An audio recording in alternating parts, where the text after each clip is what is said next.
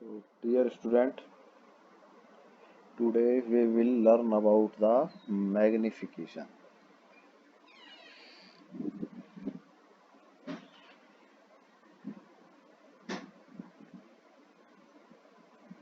तो एक्चुअली में the beauty of any optical instrument is its magnification. कोई भी ऑप्टिकल इंस्ट्रूमेंट है उसका मैग्निफिकेशन बहुत इम्पोर्टेंट होता है. एक्चुअली में मैग्निफिकेशन है क्या चीज़, इसके बारे में हम बताएं आपको. तो in optics magnification means ratio of size of image relative to the size of the object creating it है. ये क्या है? This is the ratio of magnification is the ratio of magnification is the ratio of size of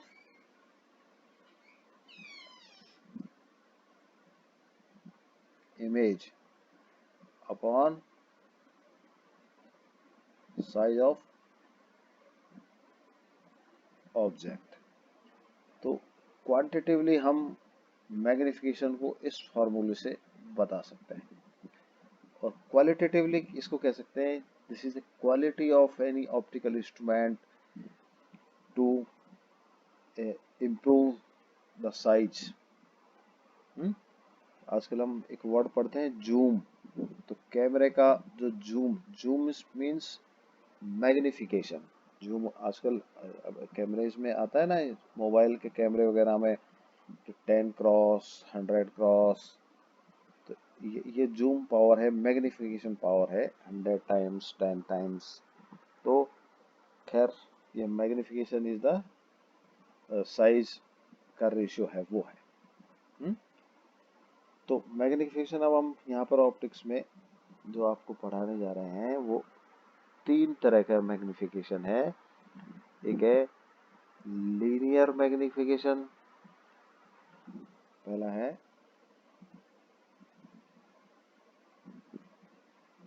linear magnification.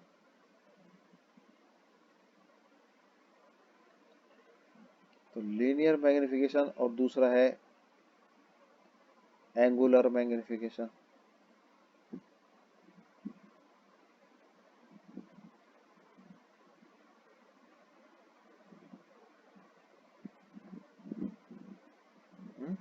Linear magnification इसको हिंदी में कहेंगे रेखिक आवर्धन.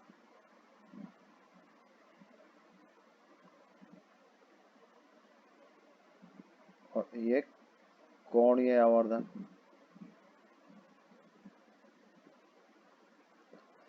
ये रेखिक आवर्धन या लीनियर मैग्निफिकेशन भी 2 तरह के मैग्निफिकेशन में फर्दर डिवाइड होता है. पहला है ट्रांसवर्स मैग्निफिकेशन या लेटरल मैग्निफिकेशन. इसको हम कहते हैं लेट पार्श्व. क्या कहेंगे इसको? पार्श्व या अनुप्रस्थ आवर्धन.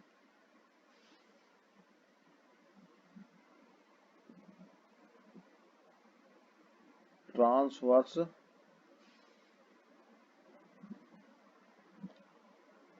और लेटरल.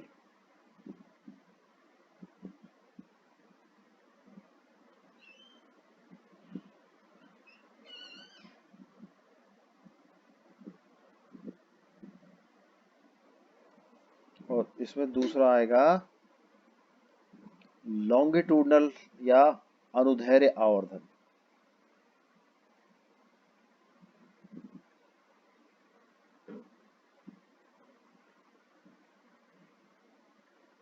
या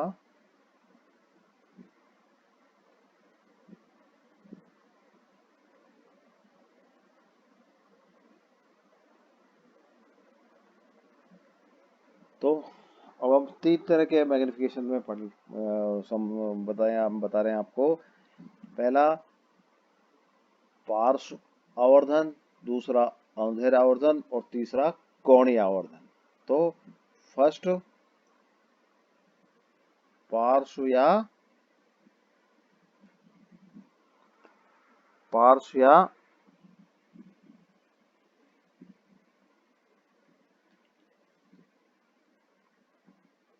अनुप्रस्थ, दूसरा इसको ट्रांसवर्स भी लिखते हैं,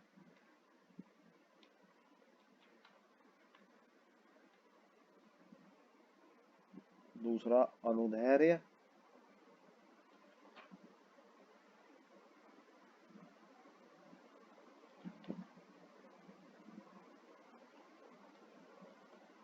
लॉन्गिट्यूडनल, थर्ड तीसरा आवर्धन हुआ कोणीय या एंगुलर।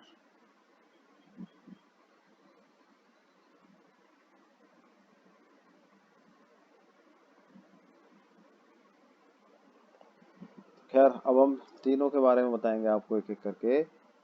तो पहले मैं आता हूं ट्रांसवर्स मैग्निफिकेशन। और अब हम क्या किस पे पढ़ेंगे इसको, एक गोलीय सतह पर है, या ऐसे लिखें गोलीय अपवर्तक सतह पर।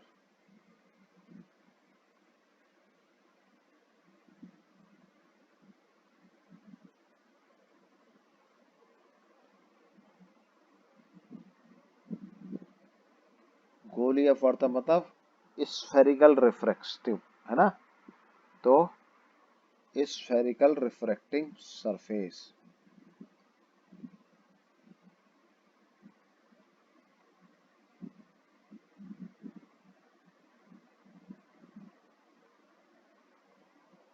तो हम तीनों तरह के आवर्धन पढ़ेंगे। गोलीय अपवर्तक सतह मतलब एक सतह जो इंटरफेस है वो कैसा है, स्फेरिकल है, जैसा कि हमने लास्ट लेक्चर में बताया था। कि अब देखिए इस फिगर में बनाता हूँ। पहला मैं आपको बताने जा रहा हूँ, पहला आवर्धन है ट्रांसवर्स या अनुप्रस्थ आवर्धन।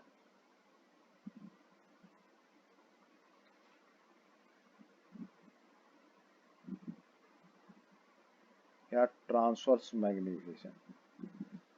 तो ट्रांसवर्स का वर्ड आप समझती है, मतलब इसमें क्या है कि लाइट की जो वेव है वो प्रोपेगेट होती है, मान लीजिए एक्स डायरेक्शन में या एक पर्टिकुलर डायरेक्शन में से। ये गोलीय सतह है। ये कैसी सतह है, एक गोलीय सतह है। ये एक गोले का पार्ट है, अगर हम इसको कंटिन्यूअस बनाए तो ये क्या एक गोला बन जाता है ऐसे है। और इस गोलीय सतह, ये गोला है जो गोलीय है, ये किसका बना हुआ है, ये ग्लास का बना हुआ है। तो ये अंदर एक गोलीय सतह है, ये गोलीय माध्यम है और ये इस गिलास का बना हुआ है।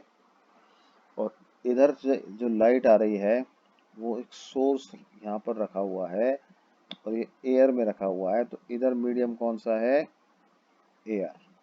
और इस एयर या जो भी है उसका मीडियम 1 का अपवर्तनांक है μ1 और इसका अपवर्तनांक या रिफ्रैक्टिव इंडेक्स है म्यू। तो medium 1, this is the medium 1 और दिस इज द मीडियम 2।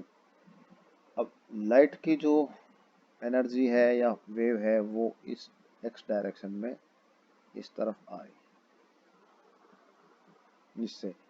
तो ये लाइट पॉइंट सोर्स है, ये सब तरफ जो अपनी वेव्स को एमिट करेगा। तो ये इस मिरर का इसके ऊपर पोल हमने बताया ओ मान लेते हैं, this is the point O.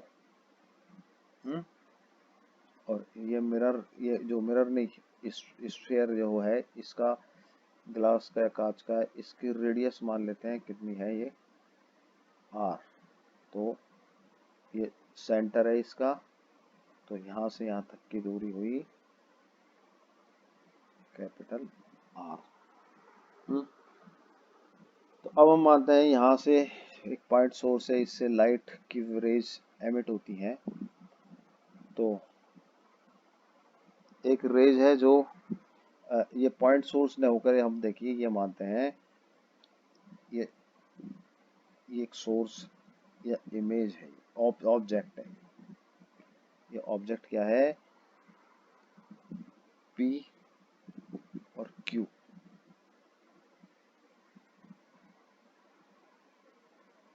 P Q क्या है, ऑब्जेक्ट, या हम इसको कहते हैं बिंब। और इसकी जो ऊंचाई है पी क्यू, ये है h1। हाइट कितनी है, h1 सेंटीमीटर, मीटर, कुछ भी। तो ये इसका साइज जो है पी क्यू, लेटरल साइज है ये क्या है, अनुप्रस्थ या लेटरल साइज है इसका, LATERAL, साइज इज h।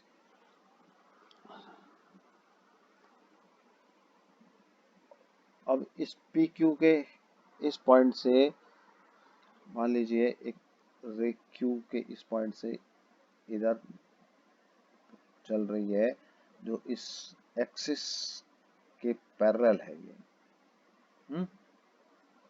तो हम जानते हैं जो पैरेलल रे है, जो इस स्फेरिकल सरफेस से इंसिडेंट होगी, तो अब ये यहाँ से एयर से इस मीडियम के अंदर एंटर होगी ग्लास में, और अल्टीमेटली ये रिफ्रैक्ट होगी।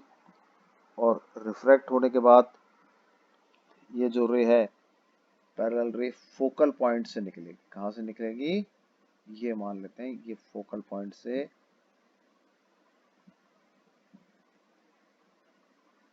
ऐसे जाती है। तो ये रे ऐसे निकलती है, तो ये पॉइंट हुआ फोकल पॉइंट इसका एफ, इस साइड का। तो ये एक्सिस को हमने और आगे बढ़ाया। अब एक रे है, हम ये मानते हैं कि यहाँ से निकलती है और ये सीधी सेंटर की तरफ आती है। कहाँ आती है, इस रे को मैं ऐसे ड्रा करता हूँ, ये रे है लाइट की, और ये इस सेंटर पे आ रही है।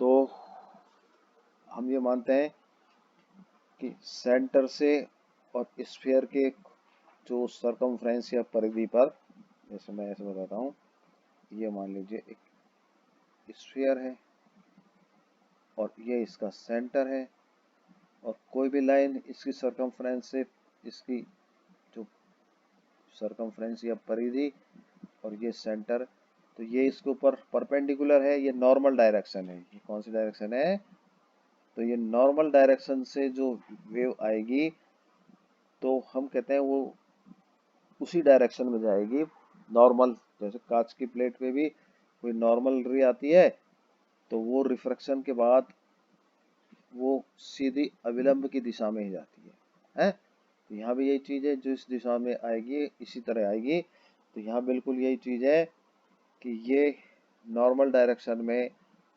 ये वेव क्यू से आ रही है ये वाली, तो ये डेविएट नहीं होगी, कहीं भी इसका रास्ता नहीं बदलेगा, और ये सीधा इस सेंटर से होती हुई और सीधा ऐसे निकल जाएगी। तो ये दोनों रेस, ये इस तरफ जाएगी और ये इधर जा रही है। तो ये दोनों रे यहाँ पर काटती है। कहाँ काटती है, यहाँ काटती है। तो ये काटती है यहाँ पर, फिर इमेज बनती है। यहाँ पर इन दोनों की क्या काट, जहाँ जिस जगह काटते हैं वहाँ इमेज बनती है। तो इसको मान लो मैं इस फिगर को और ड्रा करता हूँ, ये इमेज बनती है। तो ये इन्वर्टेड इमेज है, देखिए आप। तो ये पॉइंट मान लीजिए P डैश, और ये पॉइंट हो गया Q डैश, और इसकी जो हाइट है ये H2। तो इन्वर्टेड हाइट है ये। इसकी हाइट मान लीजिए PQ H1 है, तो बिंब की साइज है पी क्यू, ये पी क्यू, और image size P dash Q dash is image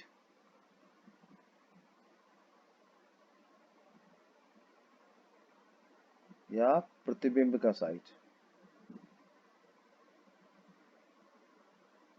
ये क्या हुआ, H2। अब हम फिगर में थोड़ा और नोमेनक्लेचर कर लेते हैं इसको। इस पॉइंट को मान लेता हूं मैं ए, और इस पॉइंट को मान लेता हूं मैं बी मान लेता हूं, चलो। तो ये सब पॉइंट हो गए। अब देखिए, ये पोल है, पोल से ये ऑब्जेक्ट तक की डिस्टेंस हम कितनी मानते हैं, ये डिस्टेंस मानते हैं हम u1, पोल से और ऑब्जेक्ट तक की डिस्टेंस। तो ये डिस्टेंस हम यहाँ से नापते हैं, ये लेफ्ट साइड में है तो अल्टीमेटली ये नेगेटिव डिस्टेंस होगी, और ये पोल यहाँ पर इस पोल से, और ये प्रतिबिंब यहाँ बन रहा है, तो इस प्रतिबिंब तक की डिस्टेंस ये कितनी हुई, हम इसको v मानते हैं और उसको भी u मानते हैं। हम इसको u1 नहीं मानते, सिर्फ क्या मानते हैं, ये मानते हैं, u मानते हैं। तो ये OP कितनी हो गई, या OP डिस्टेंस हो गई u, और OP डैश डिस्टेंस हो गई v, और OF डिस्टेंस हो गई f याद नहीं आएगा, अपने काम नहीं आएगा, और OC डिस्टेंस हो गई अपने को पास r। तो ये कई डिस्टेंस है। तो अब हम क्या करते हैं, चलो ये फिगर हम, ये फिगर है इसको हटाते, काम नहीं है ये।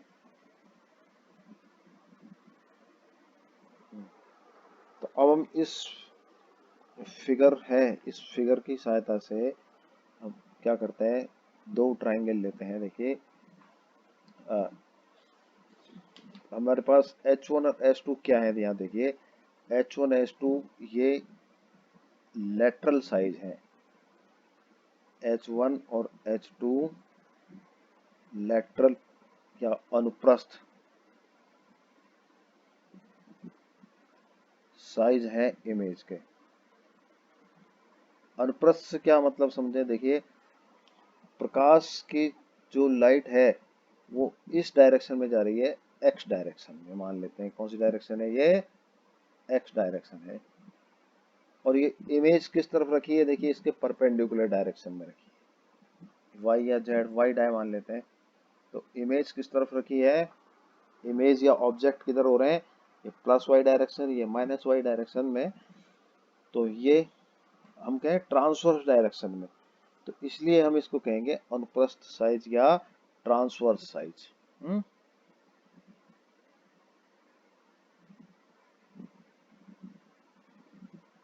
तो अब इन दोनों का जो रेशियो होगा H2 और H1 का, ये हो गया ट्रांसवर्स मैग्निफिकेशन।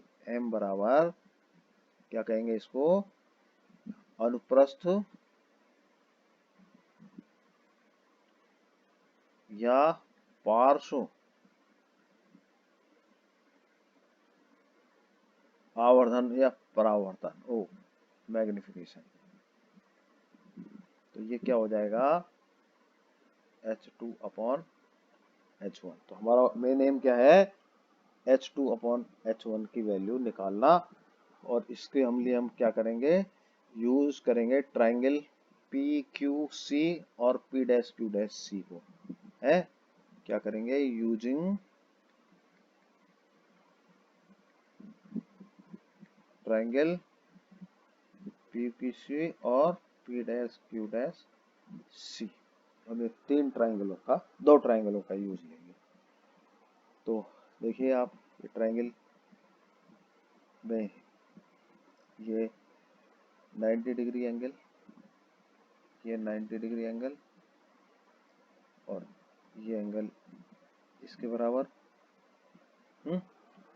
तो हम कह सकते हैं कि इनकी जो साइड का जो रेशियो है वो सेम होगा, है ये सेम उसके हैं, साइज के हैं ये। तो ratio of sides will be same. तो रेशियो ऑफ साइज मतलब लंब अपॉन लंब एक का बराबर दूसरे का आधार अपॉन आधार। तो पहले का ये मान लीजिए लंब है H1, क्या है पहले का लंब है H1 PQ और दूसरे का P डैश Q डैश बराबर पहला ट्राइंगल PQ और इसका P डैश Q डैश, दूसरे का आधार या इसका बेस PC और दूसरे का CP डैश। तो पहले का PC और दूसरे का CP डैश। तो PQ तो क्या है H1 है और PQ डैश Q डैश क्या है H2 है। अभी हमने देखिए इनको सिर्फ डिस्टेंसेस ली हैं, साइन की परिपाटी के हिसाब से कन्वेक्शनल साइज नहीं लिया है।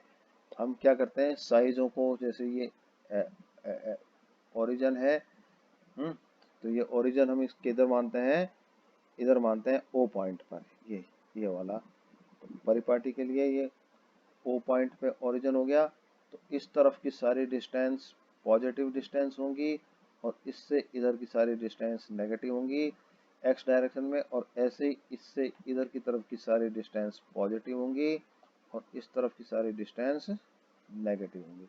अगर H1 ऊपर की तरफ की है तो H1 पॉजिटिव होगा और H2 नीचे की तरफ है तो नेगेटिव होगा। ऐसे ही अभी देखते हैं हम और बताएं। PC, PC देखिए PC कहाँ पर है, ये P और C। तो PC देखिए ये तो क्या है U और ये है R। तो ये डिस्टेंस U है। साइन कन्वेक्शन U लेते हैं। अब डिस्टेंस इसको नापते हैं कहाँ से, इस पोल से। तो ये U डिस्टेंस नेगेटिव हो गई, क्या हो गई, यहाँ से यहाँ तक की डिस्टेंस नेगेटिव और यहाँ से यहाँ तक की डिस्टेंस पॉजिटिव। तो PQ किसके बराबर है, PO प्लस OC। PC किसके बराबर है, PO plus OC, PO plus OC। CP dash किसके बराबर है, इस ट्राइंगल में देखिए CP डैश बराबर है, देखिए ये पूरी डिस्टेंस, तो ये यहाँ तक की V है और यहाँ से इस छोटी डिस्टेंस निकल गई R, तो ये हो गई V माइनस R। तो CP डैश किसके बराबर है, OP डैश माइनस OC किसके बराबर है, OP डैश माइनस OC। तो PO किसके बराबर हुआ, फिर देख लेते हैं, PO माइनस U और ये R। तो साइन कन्वेक्शन में हम क्या करें, अब इसको H1 positive H2 negative minus, और इसमें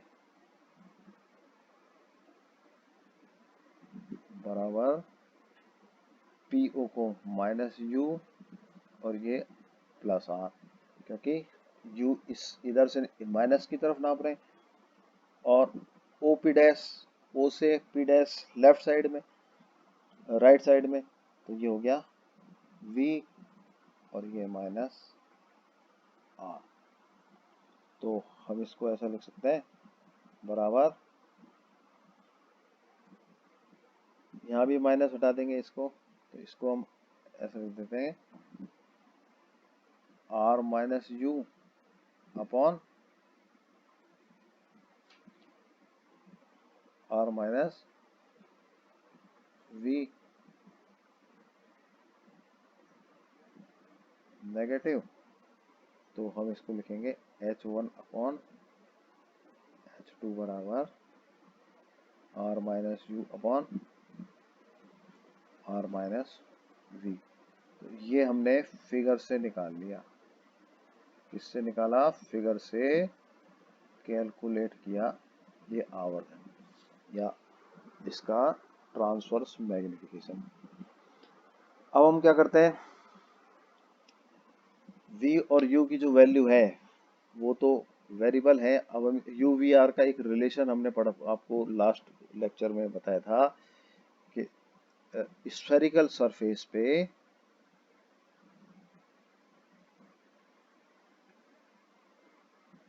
या गोलीय सतह पर अपवर्तन का नियम क्या है? गोलीय सतह पर अपवर्तन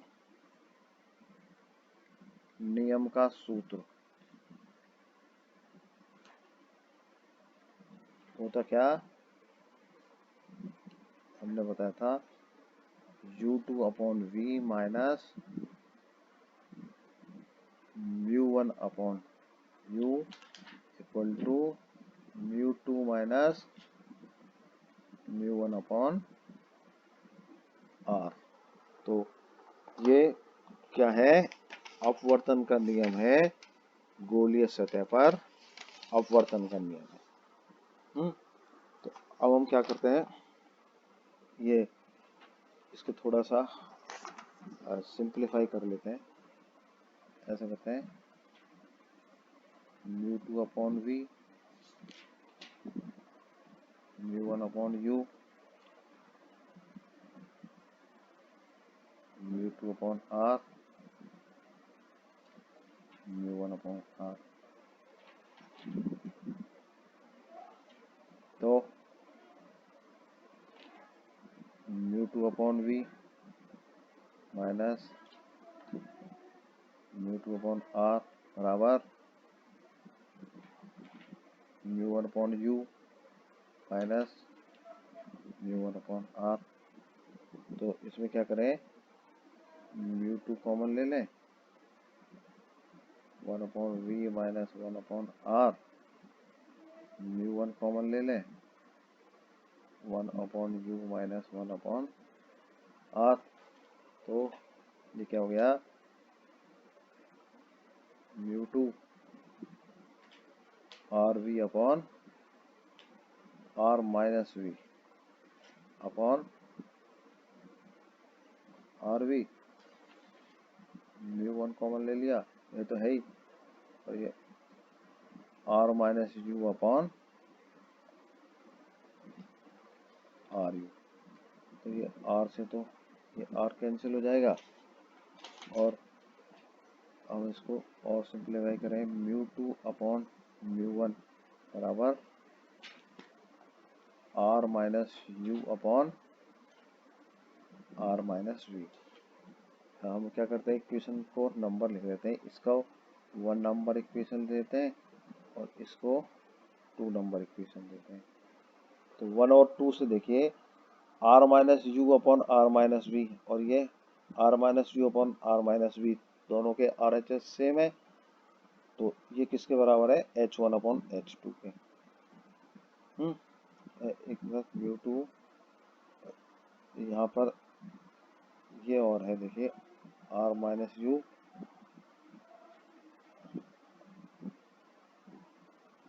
अपॉन यू, और इधर V और है, ये इस इक्वेशन से आता है। तो यहाँ पर हम इसको ऐसे लिखते हैं, V upon you multiply R minus U upon